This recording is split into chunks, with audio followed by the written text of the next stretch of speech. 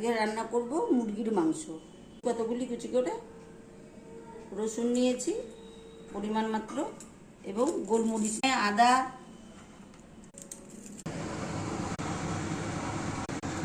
পেঁয়াজগুলি দিয়ে দিলাম, লবণ দিয়ে দিলাম যে পেঁয়াজগুলি তাড়াতাড়ি নরম হবে।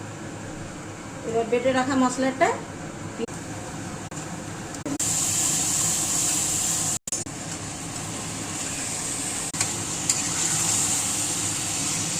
গোলমরিচ, রসুন এগুলো এখন দিয়ে দিচ্ছি।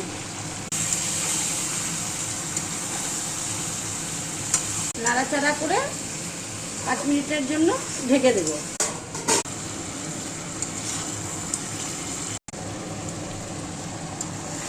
পরিমাণ মাত্র জল দিয়ে দিচ্ছি। এবার গ্যাসটা অফ করে দেবো।